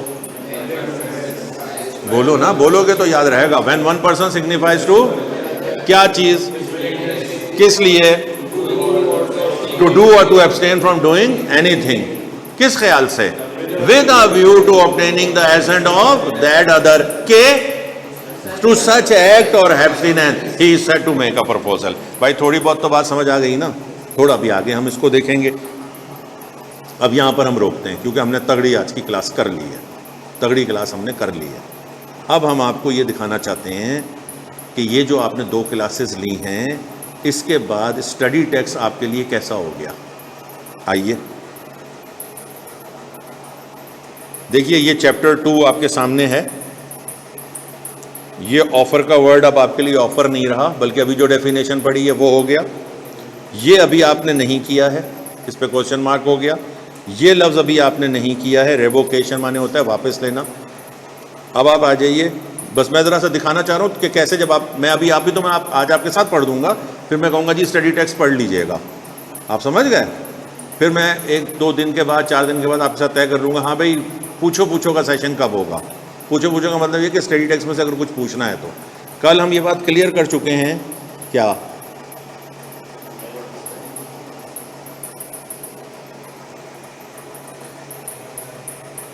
देखिए मैं आपको पहले भी बता चुका हूँ, आप लोग बार बार मुझसे वो बात करवाते हैं। ये 1 लाइनर मैं बना के दूंगा आपको, आप समझ गए, जम्बील और 1 लाइनर। अभी उसका नहीं पढ़ा हुआ मेरा ख्याल है यहाँ पर, वरना मैं आपको उसका जो मैं भी लगा दूंगा, अभी बेटे से मैं समझूंगा तो मैं आपके रजिस्टर्ड ग्रुप में कॉन्ट्रैक्ट एक्ट का जो मैंने कल लगाया था, जो मैंने दिखाया था, वो 1 लाइनर लगा दूंगा। अच्छा, अब ये नज़र आ रहा है या थोड़ा बड़ा करूँ?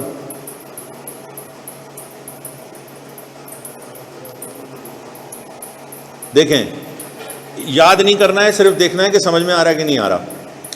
A contract is an agreement, देख रहे हैं कितना खूबसूरत हो गया, पूरा दिमाग में घूम गया। बिटवीन 2 और मोर पार्टीज, एटलीस्ट 2 पार्टीज वाली बात, which the law will enforce, जीता रहे, वेरी गुड, शाबाश। An agreement comes into existence by the process of offer by one party and it's, ये लफ्ज अभी आपको नहीं पता, अभी आप पढ़ेंगे। अनकंडीशनल इसका मतलब होता है, जो लफ्ज समझ में नहीं आ रहा मैं क्वेश्चन मार्क से लगा रहा हूं कि आप भी लगाएंगे, ताकि जब आपसे पूछो होगा तो आप फौरन कहेंगे कि सर ये अनक्वालिफाइड का क्या मतलब है। आप समझ गए, एक लफ्ज देखना है। Acceptance by the other party, इसका मतलब है ये पैराग्राफ समझ में आ गया सिवाय एक लफ्ज के। एन एग्रीमेंट में बी मेड, ये देखें ये क्या लफ्ज है। अच्छा, ये इन्होंने गलत अंग्रेजी लिखी है मेरी तरफ से, माजरत के साथ, जो मैं इसका टीचर भी हूँ। हाँ, ऐसे नहीं लिखना है, आप कहेंगे एग्रीमेंट में बी एक्सप्रेस, यहाँ पर लिखते दैट इज बाय वर्ड्स, तो फिर ये जो इंग्लिश टाइपिंग एरर है, होता है, इतनी बड़ी काम करेंगे तो हो ही जाता है। एन एग्रीमेंट में be express, that is by words, spoken और रिटन, ये आज हमने सीखा है। और it may be implied when it is inferred माने taking the meaning, from the conduct of the parties, that is by conduct, और फ्रॉम द सर्कमस्टेंसेस। हालात ऐसे हैं कि जब आप एयरपोर्ट पे गए, आपने पोर्टर कर लिया, सबको पता है कि पोर्टर पैसे लेता है, तो अब आप ये नहीं कह सकते कि भाई तुम मुझे मुफ्त पहुंचाओ, यानी सर्कमस्टेंसेस पता है, तो हालांकि आपने तय नहीं किया और कुछ बोला भी नहीं, लेकिन अल्टीमेटली यू हैव टू पे, तो आपका और उसके दरमियान कैसा कॉन्ट्रैक्ट हो गया? इम्प्लाइड कॉन्ट्रैक्ट, समझ गए ना। अब इशारे पे गाड़ी रुकी, वो लड़की या लड़के ने शीशा साफ किया, तो आर यू बाउंड टू पे द मनी? नहीं, ये कोई ज़रूरी नहीं है वहाँ पर हर दफ़ा शीशा साफ करने, वो तो आपकी चैरिटी आप दे देते हैं। लेकिन अगर तारिक रोड की तरफ जाएं और ये जो वाली लाइन है जहाँ पे गाड़ियाँ धुलती हैं, और वहाँ अगर आप गाड़ी धुलवाएं तो सिर्फ गाड़ी खड़ी कर दें, वो धोना शुरू कर दें, आप खड़े हुए देख रहे होते हैं, सब मैट शैट निकाल ली, उसको बोला मैंने तुझे बोला ही नहीं था, मैंने उधर ही लिटा लेंगे, वो लॉ वो सब भूल जाएंगे। हाँ, हमारे सर कह रहे थे, फिर सर को भी बता देगा वो। तो पता है कि वहाँ पर पैसे होते हैं, तो जिस चीज़ के पैसे होते हैं और वो सर्विसेज आप इंजॉय करेंगे, तो you are entering into a contract that is implied in nature. अच्छा, अब ये देखें बड़ा अगला पैराग्राफ, खुशी नहीं हो रही, जरा खुशी की शक्ल तो बना लो, कितना सब अंग्रेजी इतनी कभी जिंदगी में नहीं देखी। N offer is an agreement may be social agreement, बहन याद आ गई जिसे छोड़ना था, और may be a legal agreement. Legal agreement वही होगा जहाँ लीगल इंटेंशन होगी या फिर जहाँ पर प्रॉमिस प्लस कंसिडरेशन होगा। A social agreement does not have legal consequences. अरे तो सर ने, अच्छा ये चैप्टर में से ना, ये तो और क्या करेंगे, हैं बायोलॉजी पढ़ाएंगे यहाँ पर, तो भाई वही लफ्ज़ लाके तुम्हें इस तरह समझाएंगे कि तुम्हारा काम हो जाएगा, और तुम लोगों को रीड ये करना है, याद वो सिर्फ 10 पॉइंट करने हैं, फिर तुम कुछ भी लिख लोगे। कल समझाऊंगा। इन केस ऑफ ब्रीच माने तोड़ना, ब्रेक से निकला है, of the breach the parties can not enforce the rights in the court of law. यानी बहन ने अगर कपड़े इस्त्री करके नहीं दिए तो आप कोर्ट में नहीं जा सकते, जबकि अ लीगल एग्रीमेंट हैज, यानी कोर्ट में जा सकते हैं, डैमेजेस क्लेम कर सकते हैं, अपना नुकसान क्लेम कर सकते हैं। And parties can enforce in court of law for remedies. Remedies कहते हैं, ये इंग्लिश में तुम बता रहे हो, ये बिल्कुल ये तुम इंग्लिश में बता रहे हो सारा, वेरी गुड, अच्छी इंग्लिश है तुम्हारी। भाई मुझे खांसी होगी, क्या रेमेडी है? दार्जिलिंग की चाय पी लो भाई, कफ सिरप पी लो, नहीं, हमारे यहाँ रेमेडी ये लीगल वर्ड है, और इसका मतलब है कि it means a right to be compensated, एक राइट मिल जाएगा। देखिए इनके एग्ज़ाम होने वाले हैं, ठीक है, उस एग्ज़ाम में लैपटॉप की ज़रूरत है, इन्होंने मुझसे बात कर ली, मैं लाख रुपए में दूंगा, 4 दिन पहले मैंने इनको मना कर दिया, अब इन्होंने बाज़ार से जाके वही लैपटॉप 1,20,000 का ख़रीदा, मार्केट चढ़ गई थी, ये 20,000 रुपये किसकी वजह से नुकसान हुआ? तो जब मैंने ब्रीच की तो इनको राइट मिल गया, तो he has a remedy which he can enforce in the court, और he can claim against the party. Court जाना जरूरी थोड़ी होता है, कल ही तो मैंने समझाया है कि हर बात में कोर्ट जाना जरूरी नहीं होता, आपस में सबको लॉ पता होता है ना। अरे आर्बिट्रेशन को छोड़ो यार, आम जिंदगी में लोगों को पता होता है ना।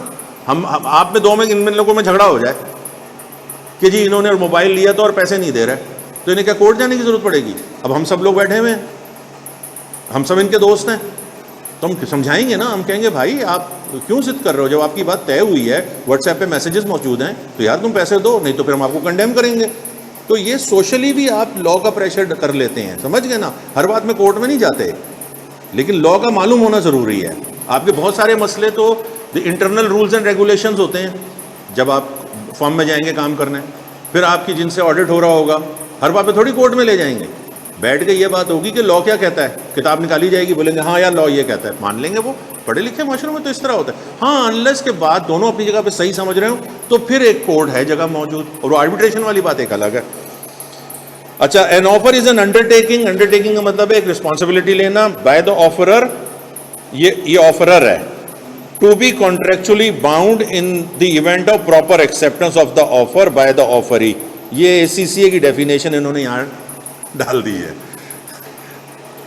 मेरा सब्जेक्ट है ना, मैंने जहां से भी होता है मैं इसको पढ़ता रहा हूं और पढ़ता भी हूं। तो कह रहा है ऑफर एक अंडरटेकिंग है, ये आपको याद नहीं करनी है, आपने वही 2A वाली करनी है। एन ऑफर में भी टर्मिनेटेड, खत्म हो जाएगी उस एक्सेप्टेंस से पहले, ये अभी आपने नहीं पढ़ा हुआ है, ये अभी हम अगली क्लास में पढ़ेंगे कि ऑफर टर्मिनेट सिर्फ टाइम नहीं, 6-7 पॉइंट हैं। हाँ, टाइम का भी है, लेकिन टाइम का बड़ा मज़ेदार है। ऐसी ज़रा आपको सस्पेंस डालने के लिए, अगली क्लास में इंटरेस्ट पैदा करने के लिए, कि अगर एक टाइम दिया हुआ है तो ऑफर उस टाइम के बाद ख़त्म हो जाएगी। भाई 4 बजे तक आके ले जाओ। अच्छा, टाइम ना दिया, अब कब ख़त्म होगी? सवाल ऐसे करते हैं, बंदे का दिमाग ही इधर से उधर हो जाता है। भाई जब टाइम दिया हुआ है तो ऑफर ख़त्म हो जाएगी ना टाइम के बाद, और अगर टाइम ना दिया हो तो नहीं ख़त्म। ये तो कैसी बात है? नहीं, ये भी नहीं है। हार मान लो। हाँ, हार नहीं मान रहे भाई। इसका जवाब है कि रीजनेबल टाइम के बाद ख़त्म हो जाएगी। हाँ, अच्छा, क्या होता है रीजनेबल टाइम? हाँ, मतलब ये क्या? हाँ, ये अपनी तरफ से फौरन भाई को आ गया, भाई लीगल वर्ड है रीजनेबल टाइम। 5 मिनट लगेंगे समझाने में, मुनासिब वक्त थोड़ी। कौन सा होता है भाई मुनासिब वक्त? अब मुनासिब वक्त भी देखे ना कैसा क्वेश्चन है। आपके ख्याल से मुनासिब वक्त होगा ऑफिस टाइमिंग, रात के 2 बजे मुनासिब वक्त है कि नहीं है? बताएं ज़रा, बताएं। हाँ, काम पे डिपेंड करता है। रमज़ान में दूध की डिलीवरी रात को 2 बजे होता है, भैंसों को लेट कर देते हैं दूध देने में।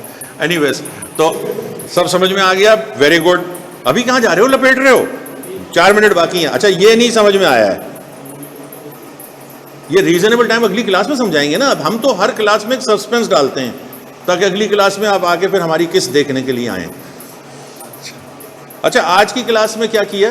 कुछ भी नहीं किया। करते तो हम कुछ है ही नहीं, लेकिन होता चला जाता है। देखो, शुरू करो। मेरिट लेने आया हूं मैं, मेरिट वाली मेहनत करूंगा मैं। क्या है मसला? अब्बा का पैसा है, अब्बा ने पढ़ाया हुआ है, तो सर पढ़ाने के लिए तैयार है, तो पीछे क्या हटना? खत्म। OMS की बात बता दी है मैंने, आज मैंने व्हाट्सएप ग्रुप पे भेज भी दिया है, रजिस्टर्ड ग्रुप पे। आप उसको रीड करिएगा और उसको बनाना शुरू कर दीजिएगा। 4 हफ्ते में आपको बिल्कुल क्लियर हो जाएगा कि जनाब मैं 4 पेपर दे सकता हूँ, 3 पेपर दे सकता हूँ। कोई इशू हो मुझसे डिस्कस करें क्लास के बाद। अच्छा, फिर आपने क्या कहा? जी मैं चार्टर्ड अकाउंटेंसी करना सीखूंगा।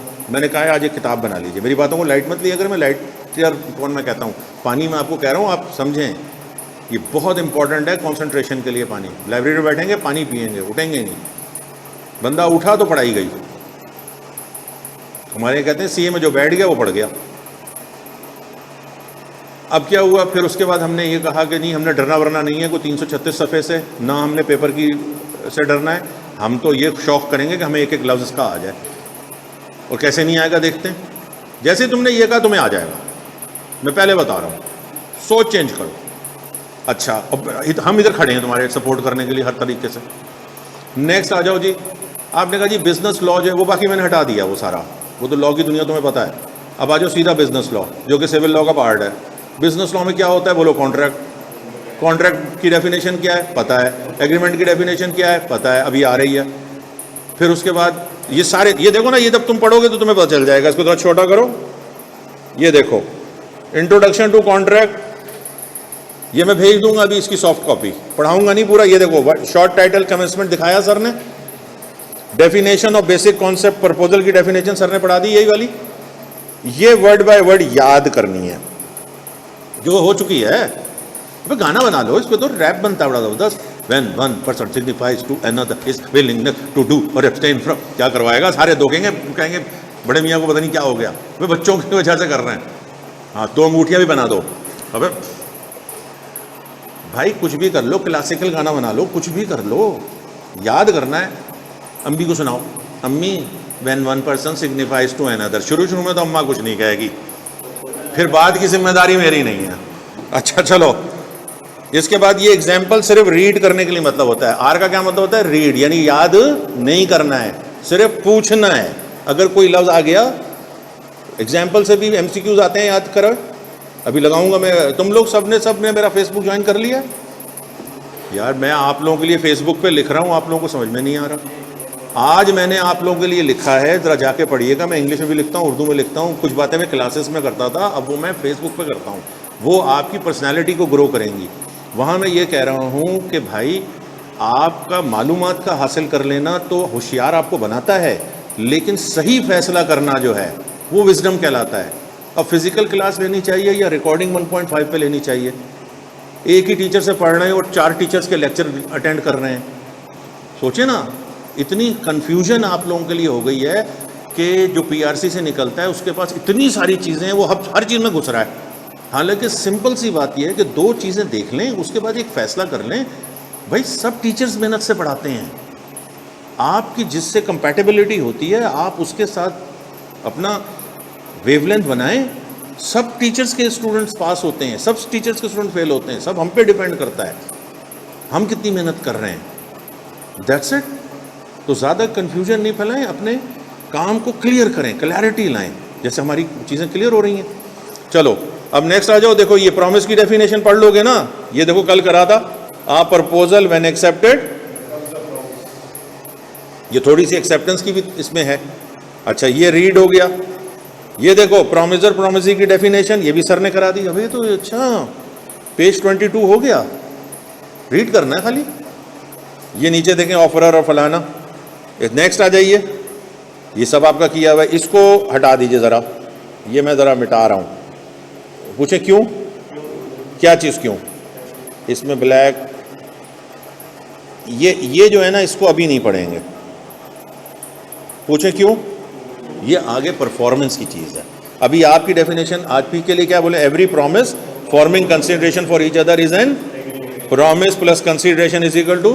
अभी तो सारा यहीं से पढ़ा रहे थे, अगला चैप्टर पढ़ के देख लेना, एक लफ्ज़ नहीं समझ में आएगा। सर मसूद की बात को याद रखना, बड़े आदमी थे, कहा law is nothing but understanding, और जब एक दफ़ा अंडरस्टैंड हुआ तो कुछ रह गया, कुछ भी नहीं है ये। अच्छा ये कॉन्ट्रैक्ट की डेफिनेशन आ गई पूरी, agreement plus enforceability is equal to. और ये देखें, ये बस अगर मुझे 2 मिनट अगर आप दे दें बड़ा ही मज़ा आएगा। ये देखें, ये असल में मेन चीज़ ये है, every contract is an agreement. क्यों, लेक्चर में बोला था, थको मत, ये आखिर में 3 गोल करता है रोनाल्डो। हाँ जी जल्दी बताओ, मैं लीगली जवाब तो बोलो। Agreement enforceable by law is a contract, every contract is an agreement. क्यों, इसलिए agreement enforceable by law is a, but every agreement is not always a contract. क्यों, सोशल वाला, इलीगल वाला। वेरी गुड, अब समझ रहे हो ना, पढ़ने के साथ साथ दिमाग भी साथ साथ चलेगा। एन एग्रीमेंट क्रिएटिंग, कैसे क्रिएट होती है लीगल ऑब्लिगेशन, लीगल रिलेशंस बनते हैं, किताब में नहीं लिखा हुआ, दिमाग में चल रहा है। लीगल रिलेशन कैसे बनते हैं, लीगल इंटेंशन होती है, इंटेंशन नीचे आ रही है, is said to be enforceable by law. The parties to an agreement must be bound, यानी पाबंद हैं, to perform their promises, and in case of default, याद है डिफॉल्टर मैंने लफ्ज इस्तेमाल किया था कि अगर आप ब्रीच करते हैं डिफॉल्ट तो इंटेंड टू सू, यानी उनकी नीयत है कि कोर्ट में जाएंगे। For an agreement enforceable by law there must be instead of social, moral और, अब आपको अच्छी तरह पता चल गया कि सर करते क्या है। बस यही गेम है सारी, सिर्फ रीड करना है और याद क्या करना है वो मैं भी रजिस्टर्ड ग्रुप में भेजता हूं। अब ये क्या जाइए, देखिए ये प्रिजम्पशन आ गई। इन केस ऑफ सोशल और डोमेस्टिक एग्रीमेंट्स, हमने रिलेशनशिप कहा था, ये क्या लफ्ज लिखा हुआ है, ये क्या लफ्ज लिखा हुआ है, हाँ प्रिजम्पशन के क्या मायने थे। तो अब इसका मतलब ये हो गया कि ये भी आपको क्लियर हो गया, और शुक्रिया आपका। ये भी देख लो, प्रॉमिसेस एक्सप्रेस, और इसका मतलब ये हो गया कि यहां तक आपने रीडिंग कर ली है, और ये पेज पूरा आखिर खाली है। ये देखें, ये भी पेज काउंट होगा, ये कैसा जबरदस्त पेज है। मैंने कहा था ना 336 सफ़े नहीं है, टोटल 150 सफ़े होंगे। डराने के लिए 336 हैं, एग्जाम्पल्स हैं, खाली जगहें हैं, शुरू का चैप्टर है, आखिर में ऑब्जेक्टिव्स दिए हुए हैं, टोटल निकाल के देख लेना। इसका मतलब हुआ है सर ने 3 पेजेस करवा दिए, हाँ ना, 24-23 वो देख लीजिएगा ना जो मैंने दिखाया था, वो यही तो लिखा हुआ है। कल करेंगे ना इस पे बात, कल इस पे बात करेंगे। चलिए शुक्रिया, जज़ाकल्लाह, जज़ाकल्लाह बोल दो ना। मज़ा आया कि नहीं, क्या समझ में आ रहा है। हमारा एक सब्जेक्ट है जिसका नाम है business law. Business law civil law का पार्ट है। बिजनेस लॉ में कॉन्ट्रैक्ट होते हैं। कॉन्ट्रैक्ट की डेफिनेशन क्या है, सोते में उठाएंगी अम्मी, तुम्हें बता रहे होगे तुम, ऐसा हम दिमाग में आएंगे तुम्हारे, ऐसी ऐसी जगहों पे याद आएंगे। चलो ना बस, जज़ाकल्लाह, टाइम ख़त्म हो गया, 5 मिनट ऊपर पढ़ाया, 5:15 क्लास ख़त्म हो गई। जी बेटा, वैसे तो 4 हैं लेकिन 8 तक थोड़ी कम रखेंगे अभी, थोड़े एडमिशन वाले आ जाते हैं, फिर वो कहेंगे जी हमें पिछला पढ़ा दिए, पिछला हम नहीं पढ़ाते, हम कहते हैं जाओ वहाँ से देखो कहाँ से। चलिए जनाब, अल्लाह जीते रहो। मोहम्मद शायान सिद्दीकी, और कौन है ऑनलाइन पर? शाबाश, जीते रहो। मैं कल मैं अटेंडेंस लूँगा, फिर मैं अभी इंशाल्लाह फिर ड्राफ्टिंग भी शुरू करेंगे हम लोग। थोड़े से बच्चे हैं, ज़रा जल्दी जल्दी शुरू कर देंगे, क्योंकि मैं बड़ा ही कामचोर किस्म का आदमी हूँ। जी बेटा बोलो, अभी रोक लो, बच्चे सवाल कर रहे हैं ज़रा। वो मर्जर अभी हमें नहीं पता, अभी पॉलिसी आई हुई है, अभी मैं भी उस पर कुछ लिख रहा हूँ, ज़रा फुर्सत हो जाए। मैं असल में इसके अगेंस्ट हूँ मर्जर के। तो पॉलिसी तो ये आई है कि अलग अलग करना है, लेकिन मेरा कहना ये होगा कि इसको अलग अलग रखें। अब मेरी बात मानते नहीं मानते कोई मसला नहीं, क्योंकि जब पहले मर्ज हो गया था तो मैंने ही लिखा था कि अलग अलग करें, क्योंकि बहुत ख़राब रिजल्ट आ रहा था। वो 1.5 सब्जेक्ट बन जाता है। बिल्कुल कैटेगोरिकली मैं बता रहा हूँ, आप अपना सब्जेक्ट क्लियर करें, इसको अलग करें, उसको अलग करें। किसी अपने फ़ायदे से नहीं कह रहा हूँ, अल्टीमेटली तो आपने मुझसे पढ़ना है। अभी मैंने आपको कहा ना, आप ये लॉ पढ़ेंगे तो आपको बाकी सब्जेक्ट आसान हो जाएंगे। इसलिए ये फैसला बिल्कुल किसी की बातों में आके ना कीजिए, अनलेस के कोई और मसला हो। अब हमारे कुछ दोस्त हैं वो कह रहे हैं हम कंबाइन देंगे, दें 100 बिस्मिल्लाह। लेकिन मेरे आप चूँकि आ गए हैं तो मैं आपको समझा रहा हूँ, बाकी मेरा कोई इंटरेस्ट नहीं है, आपकी मर्ज़ी। हम तो किसी का इंतज़ार नहीं करते, हमने तो अपना काम शुरू कर दिया। ठीक हो गया। और दोस्त वगैरह जो भी हों, चलें जी, ओके, अल्लाह हाफ़िज़ बच्चों।